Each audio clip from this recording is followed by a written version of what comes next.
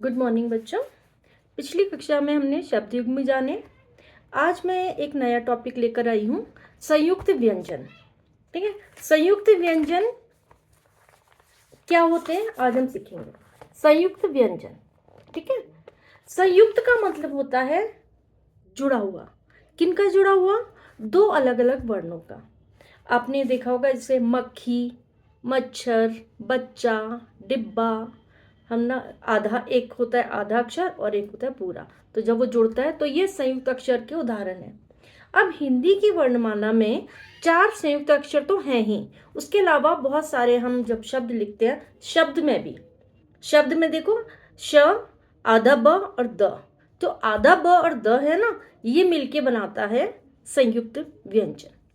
ठीक है, तो हर संयुक्त व्यंजन में आप ये देख लें कि एक आधा शब्द होता है और एक पूरा, जब वो जुड़ जाता है तो वो बनता है संयुक्त व्यंजन।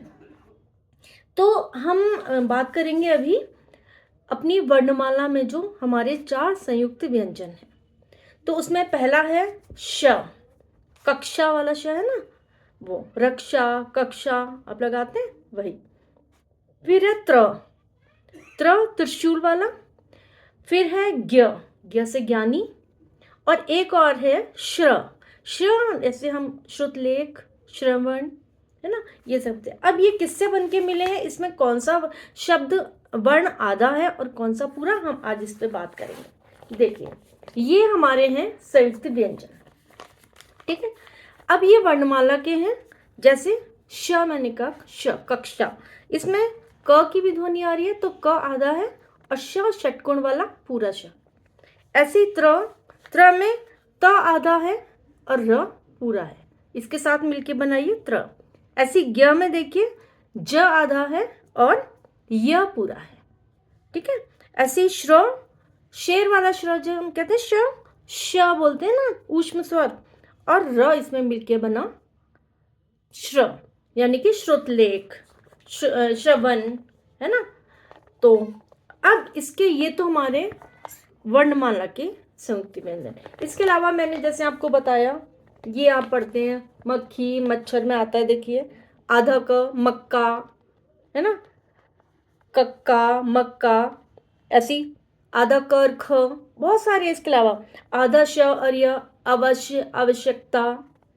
ऐसे च, आधा च और च, यानी कि बच्चा, कच्चा। तो ये शब्द है संयुक्त। स और व, आधा स और व, स्वागत, स्वर, अनुस्वार। ऐसे आधा च और छ, गुच्छा, है ना, मच्छर। ऐसे ही आधा फ और त, तो जो भी आधा, कोफ्ता, है ना, रफ्तार, इनसे मिलता है। तो ये सारे शब्द जो हैं ये भी संयुक्त व्यंजन हैं। तो ये हमारे वर्णमाला के संयुक्त व्यंजन जो इनसे मिले हैं। जब इसको आपको तब फायदा होगा जानने का जब आप करेंगे वर्ण विच्छेद, तो आप ये याद कर लें, वर्ण विच्छेद करने के लिए बहुत आसानी रहेगी। और ये वाले शब्द तो आपको शब्द में ही मिलेंगे। इसके अलावा एक और टॉपिक है हमारा द्वित्व व्यंजन। संयुक्त और द्वित्व में ज्यादा फर्क नहीं है, दोनों में एक आधा होता है और दूसरा पूरा। लेकिन द्वित्व में क्या होगा, संयुक्त में तो कोई भी आधा वर्ण मिलेगा पूरे वर्ण से, सो संयुक्त। द्वित्व में क्या होगा, सेम वर्ण, एक ही वर्ण आधा होगा, एक ही वर्ण पूरा होगा। ठीक है, जैसे देखिए आधा का मक्का, है ना, बच्चा, कच्चा, तो आधा त कुत्ता, गत्ता। ऐसे ब और आधा ब और पूरा ब, यानी कि गुब्बारा, है ना, बब्बू।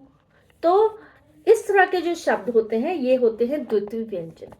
द्वित्व व्यंजन में और संयुक्त व्यंजन में एक ही फर्क है, संयुक्त में कोई भी अक्षर आधा हो सकता है और कोई भी अक्षर पूरा हो सकता है ना। लेकिन द्वित्व में वही सेम, है ना, बच्चा, कच्चा, मक्का, गन्ना, मुन्ना, बनना।